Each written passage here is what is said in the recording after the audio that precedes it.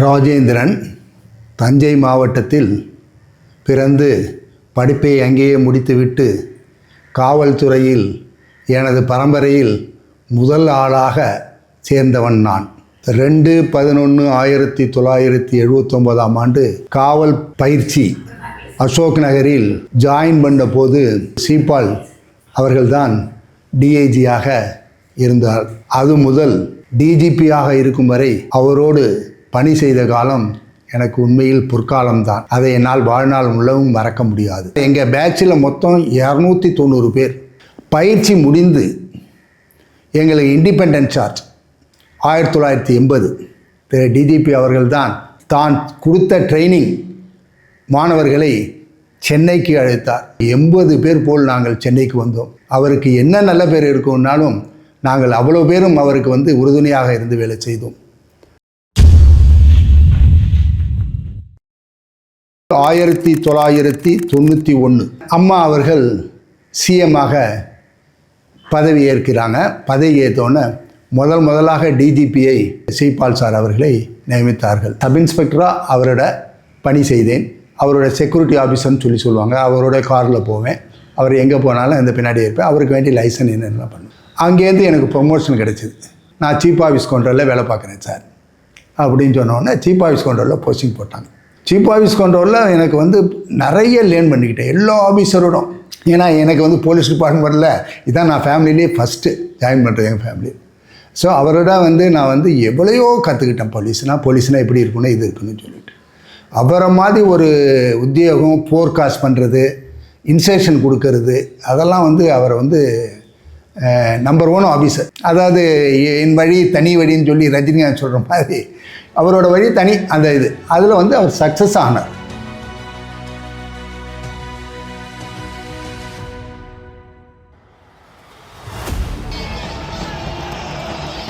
बाबर के नाम पर एक भी ईंट वहाँ आने वाली है, उस एक ईंट को उखाड़ करके फेंक दिया जाए. பாபர் மசூதி இடித்த காலம் இந்தியாவே கொந்தளிக்கிறது. எங்கே பார்த்தாலும் எரிக்கிறாங்க, அது பண்ணுறாங்க, இது பண்ணுறாங்க.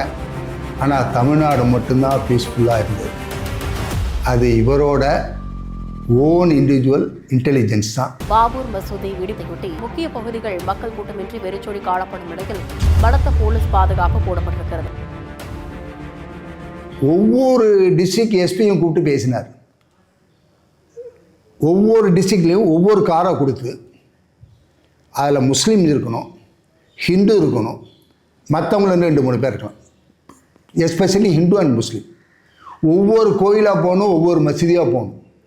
யாரும் எந்த பிரச்சனையும் பண்ணக்கூடாது. எந்த இது பண்ணினீங்கன்னா நடவடிக்கை வேறு விதமாக தான் இருக்கும் அப்படின்னு சொல்லி போட்டு என்கிட்ட டெய்லி ரிப்போர்ட் கொடுக்க சொல்லுவார். ஒவ்வொரு டிஸ்ட்ரிக்ட்லேருந்தும் எத்தனை கோயிலை பார்த்தாங்க, எத்தனை மசூதியை பார்த்தாங்க. ஆனால் அந்த 10-15 நாள் வரைக்கும் அந்த பண்ணதில் அவர் செஞ்ச நடவடிக்கையில் ஒரு இன்சிடென்ட் கிடையாது. No firing, no ஹார்சன்.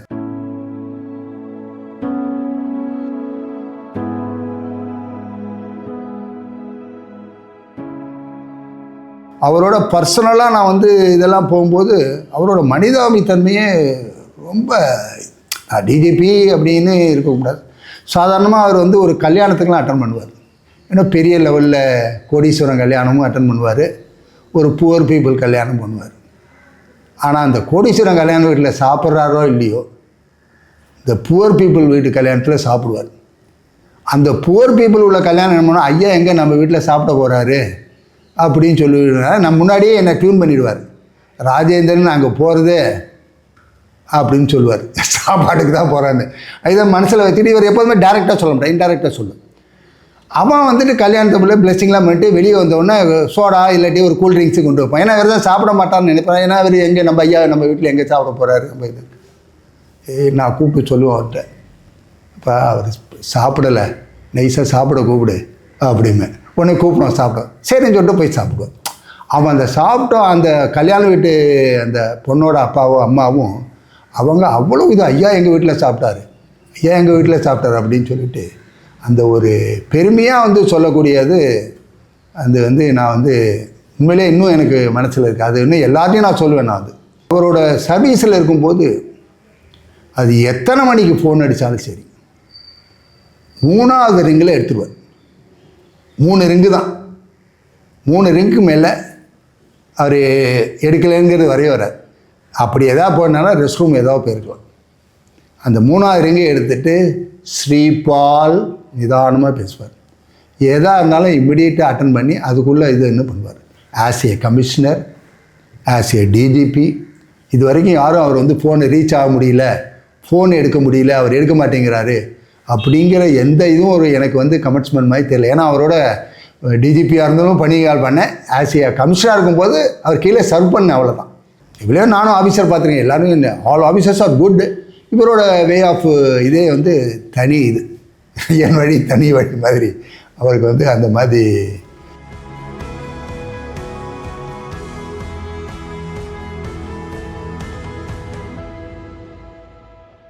இவன் எனக்கு வேண்டாதான்னு கிடையாது.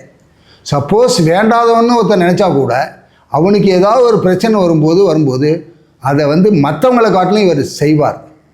இன்னா செய்தாரை ஒருத்தல் நான நன்னயம் செய்துவிடல் என்ற திருவள்ளுவர் இதுமில்ல, அதை மாதிரி அவனுக்கு ஹெல்ப் பண்ண அவனுக்கு ஆயுசு முழுக்க அவர் நினச்சிருப்பார். நான் என்னமோ தப்பாக நினச்சிருந்தேன், அவர் எனக்கு ஹெல்ப் பண்ணாருன்னு. அந்த மாதிரி ஒரு இதெல்லாம் உண்டு. அது வந்து ரேர் குவாலிட்டி தான், எல்லாருக்கும் வராது அது. இன்னொன்று சொல்ல போனால் அவரோட என்னை 1வது இன்னொரு சன்னு மாதிரி என்னை வந்து ட்ரீட் பண்ணார். பல தடவை சொல்லியிருக்கார், ராஜேந்திரன் இஸ் மை சன் அப்படி. சர்வீஸில் இருக்கும்போது சொல்லும்போது ஆஃபீஸர்ஸ்லாம் நம்மளை கண்ட ஓ இன்னும் அவ்வளோ ஒரு ராஜேந்திரன் மேலே ஒரு இது எனக்கு சொல்லும்போது இன்னும் கல்ல இப்போ தண்ணி வருது அது மாதிரி. அதனால் அவரால் என்னால் மறக்க முடியாத இது. நான் இன்றைக்கி இவ்வளோ தூரம் நல்லா இருக்கேன் அப்படின்னா அவரோட பிளெஸ்ஸிங்ஸு, அவரோட ட்ரைனிங்கு, அவரோட டியூனு, அவரோட இதை ஃபாலோ பண்ணி இருக்கனால தான் இருப்பேன். அது மாதிரி ஒரு இன்ஸ்ட்ரக்ஷன் கொடுக்குறதுலையும் அதை மாதிரி கிளியர் கட்டாக இருக்கும் இன்ஸ்ட்ரக்ஷன். இந்த ப்ராப்பராக செய்யுங்க, சட்டப்படி செய்யுங்கலாம் சொல்ல மாட்டார். You do it, done it, இதுதான். இதை செய், அதை செய், அதை செய்வார். சாதாரண உதாரணமாக ஒரு போய் எடுத்து ராஜேந்திரன் என் பேனை வேலை இருக்கும் அது எடுத்துன்னு வாங்கன்னு சொல்ல மாட்டார். ராஜேந்திரன் நான் உட்கார்ற சேர் இருக்குது, அது பக்கத்தாப்பில் லெஃப்ட் ஹேண்ட் சைட் ட்ராவில் 3 ட்ரா இருக்கும். அதில் சென்ட்ரல் ட்ரா தரீங்கன்னா 6 பேனா இருக்கும். அதில் அந்த பச்சை கலர் பேனா எடுத்துகிட்டு வாங்க. நமக்கு டவுட்டே இருக்காது. ஏன்னா இன்னொரு பேனா எடுத்து போனால் ஐயா இந்த பேனா இல்லை அந்த பேனான்னு சொல்லலாம். அந்த நமக்கு அந்த இன்ஸ்ட்ரக்ஷன் புரிகிற மாதிரி அது மாதிரி செய்யக்கூடியவர். அது மாதிரி இன்னும் அப்படி தான் நானும் அந்த அவரை சொன்ன மாதிரி அனுப்பேன்.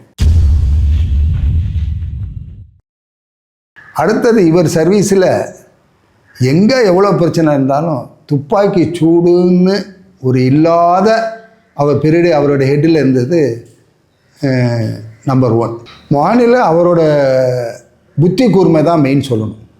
சில பேர் எடுத்த உடனே ஃபயர் பண்ணுறது, போட்டு அவனை தூக்கி இது பண்ணுறது, அதெல்லாம் அவரோட இதே கிடையாது. கூப்பிட்டு அந்த மீட்டிங் போட்டு இதை பண்ணுங்க, இதை பண்ணுங்க. டிடெக்ஷன் அவர் பீரியட்லாம் க்ரைம் இது மர்டர் கம்மியாக இருந்தது, க்ரைம் டிடெக்ஷன் நல்லா இருந்தது, அதெல்லாம் பண்ணுவார். நிறைய இன்ஃபர்மேஷன் அவருக்கு கிடைக்கும். அவர் அதுதான் தட்ஸ் மெயின். சப்போஸ் ஏதோ ஒரு கம்யூனல் பெரிய ஃப்ளாரப் ஆகுதுன்னா அந்த கம்யூனல் லீடர்கிட்டே நேர்லேயே பேசுவார். அதெல்லாம் எஸ்டேட் பண்ண மாட்டார். அந்த எஸ்பி தான் போய் பேசணும், அதெல்லாம் கிடையாது. தானே உட்காந்து பேசி வேண்டாங்க சுமூத்தாக போங்க அப்படின்னு சொல்லுவார். அவர்கிட்ட ஒரு காட் கிஃப்ட் அவருக்கு என்னென்னா, ஒரு ஃபோர்காஸ்ட் பண்ணோம்னா அது கரெக்டாக இருக்கும். அவர் இன்றைக்கி நாளைக்கு இது நடக்க போகுது அப்படின்னு நினச்சாருன்னா கண்டிப்பாக அது நடக்கும். அது எனக்கு நல்லாவே என்னுடைய அவரோட பக்கத்தாப்பில் இருந்ததுனால. அது மாதிரி விநாயகர் சதுர்த்தி ஊர்வலம், மாதிரி முஸ்லீம்ஸு அந்த இது ஊர்வலம் எல்லாத்துலேயும் பிளான் பண்ணி ஒரு இது ப்ராப்ளம் இல்லாமல் ஸ்மூத்தாக ரன் பண்ண வச்சுருவார். இந்து முன்னணி அந்த இவங்க எடுத்தாங்கன்னா ராமகோபால்கிட்டே ஸ்ட்ரைட்டாக ஃபோன் போட்டு கொடுத்து பேச வைப்பார். அவங்ககிட்ட போயிட்டு ஃபோனில் பேச வைப்பார். அவர்கிட்ட இது இருக்கக்கூடாதுங்க, போலீஸு சொல்கிறத கேட்டு போங்க அப்படின்னு சொல்லுவார். அது மாதிரி ஸ்மூத்தாக அவர் பேர்லாம் எந்த இதுவும் இது நடக்கல. டிஜிபியாக இருக்கும்போது கூட ஒன்றும் எதுவும் நடக்கலைங்க. அதை மாதிரி ஒரு சும்மா நானும் உட்கார மாட்டார். ஏன் நான் தானே டிஜிபியை நாம் போய் அவர்கிட்ட பேசணும் அந்த மாதிரிலாம் கிடையாது. தானே பேசுகிறார் போயிட்டார். அவன் டிஜிபியை நம்மள்கிட்ட பேசுகிறான்னு சொல்லிட்டு எந்த பிரச்சனை பண்ணக்கூடியவனு கூட எதுவுமே ஸ்மூத்தாக போயிட்டுருக்காரு. குற்றவாளி நொட்டோரியஸ் ரவுடி அவராக இருந்தாலும் சரி, இந்த கேங்ஸ்டரு இது மாதிரி இருந்தாலும் அவரே கூப்பிட்டு பான் பண்ணுவார். வேண்டாம் ஒழுங்காக இருந்துக்க அவ்வளோதான் சொல்லுவார். அதே மீறி செஞ்சான்னா அவர் கேட்க முடியாது தெரியும். ஏன்னா அவர்கிட்ட எவ்வளையோ பேர் அந்த தெரியும் உங்களுக்கெல்லாம் நொச்சிக்கு வீரமணின்னு சொல்லியிருந்தாங்க.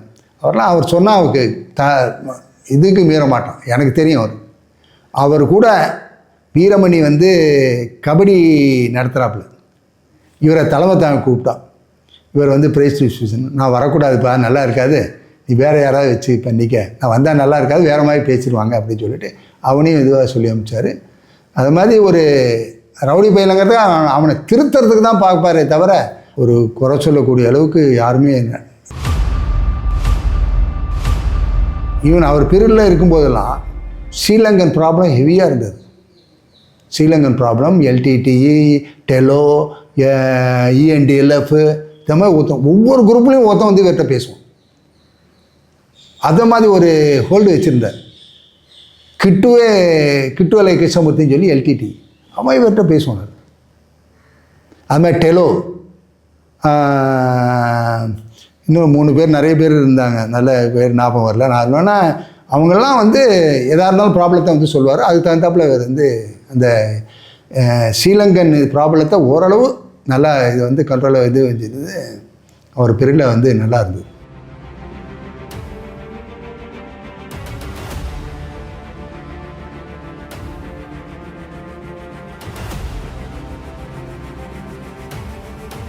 ஆயிரத்தி 1982 இருக்கும். அப்போது பிரபாகரனா யாருன்னு தெரியாது. அப்போது வந்து பாண்டி பஜாரில் ஏதோ தகராறு வரும்போது துப்பாக்கியில் அப்போ வந்து ஏதோ ஃபயர் நடக்குது. அப்போ போய் போலீஸ் பிடிச்சி கொண்டு வந்துட்டாங்க ஸ்டேஷனில்.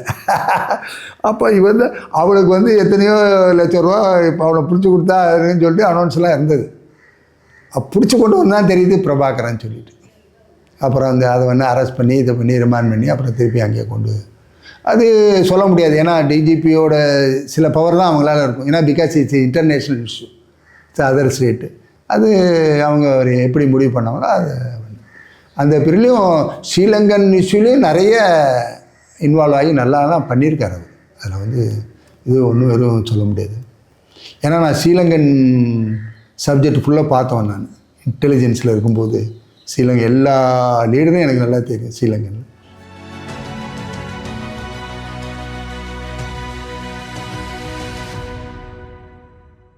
அவர் வந்து மெயினாக வந்து முன்னாடி வந்து சிஐடி கண்ட்ரோல் ரூம் தான் வச்சுருந்தார். இவர் வந்து தான் அந்த ஐஜிஎல்எண்டோ வந்து உட்கார்ந்தோடனே சீஃப் ஆஃபீஸ் கண்ட்ரோல் ரூம்னு சொல்லி ஒரு ஓப்பன் பண்ணார். தனக்குன்னு இன்ஃபர்மேஷன், ஏன்னா இல்லாட்டி டிபெண்ட் அப்பான் சிஐடி கண்ட்ரோல் இருக்கணும், நமக்கு வந்து அவங்க சொன்னால் தான் நமக்கு இன்ஃபர்மேஷன் கிடைக்கும் அப்படிங்கிறது இல்லாமல் ஒரு வந்து சிஐடி இது சீஃப் ஆஃபீஸ் கண்ட்ரோல் ரூம். அப்போ வந்து அங்கே வந்து ஒரு இன்ஸ்பெக்டர் தான் இருப்பாங்க. 3 சப் இன்ஸ்பெக்டர் வந்து ரொட்டீனாக, தட் இஸ் ரொட்டேஷனில் சென்னை சிட்டிலேருந்து வருவாங்க, 3 மாதம் இருப்பாங்க, போவாங்க. அப்புறம் தான் இப்போ அது நான் இருக்கும்போது அங்கே இன்ஸ்பெக்டராக இருந்தேன். இப்போ இன்றைக்கி வந்து அங்கே வந்து 3 டிஎஸ்பி நிறைய பேர் இப்போ இருக்காங்க இப்போ அந்த இதில். அது மாதிரி அப்போ இருக்கு அவர் ஆரம்பித்தது தான் அந்த சீஃப் ஆஃபீஸ் கண்ட்ரோல் ரூம்னு சொல்லிட்டு. டிஜிபியாக இருந்தாலும் அவருக்கு சோர்ஸு பயங்கரமான சோர்ஸ். நிறைய பேர் எல்லாம் சொல்லுவாங்க. அதான் ஒரு கீழே உள்ளவன் சொன்னால் கூட அதை வந்து நீ என்ன சொல்கிறதுன்னு நினைக்க மாட்டேன், அதை வந்து வெரிஃபை பண்ணுவேன். யார் எது சொன்னாலும் அதில் உண்மைத்தன்மையை வந்து தெரிஞ்சுக்கிட்டு நடவடிக்கை எடுப்பார், அந்த இது பண்ணுவார். அது மாதிரி நல்லா இது நடந்ததுன்னா அவனை கூப்பிட்டு அப்ரிஷியேட் பண்ணுவார். கடைசி வரைக்கும் மறக்க மாட்டார். ஒரு ட்ரிப்பு அவரோட நான் மதுரைக்கு போகிறேன், ஏதோ ஒரு இந்த இதுக்காக மதுரை ஏதோ சிஎம் போகிறாங்கன்னு நினச்சிட்டு அவரோட மதுரைக்கு கார்லேயே தான் போகிறாங்க. அப்போ வந்து அவர் ஏஎஸ்பியாக மதுரையில் இருந்த காலத்தில் ஒரு டிரைவர் அவர்கிட்ட ஓட்டினான். அந்த டிரைவருக்கு வயசு ஒரு அப்போ ஒரு 70 60 70க்கு மேலே இருக்கும். அவனை வர சொல்லி எல்லாருக்கும் முன்னாடியும் ஈஸ்மே நான் ஏஎஸ்பியாக இருக்கும்போது இதுதான் என்னோடய டிரைவர், ரொம்ப நல்ல மாதிரி, நல்ல வெரி குட் டிரைவர் அப்படின்னு சொல்லி அவனை பெருமையாக சொன்னார். அது எல்லா ஆஃபீஸரையும் இதை எதிர்பார்க்க முடியுமா இல்லையான்னு எனக்கு தெரியல. அதனால் கீழே உள்ள நான் தான் லோயர் கேட்டகரியில் இருக்கும்போது இருந்த ஒரு கிட்ட வேலை பார்த்தவனை கூட அவர் வந்து அப்படியே இது அந்த ஒரு இன்னும் நினைவு வச்சுருக்காருங்கிறது ஒரு முக்கியமான இது.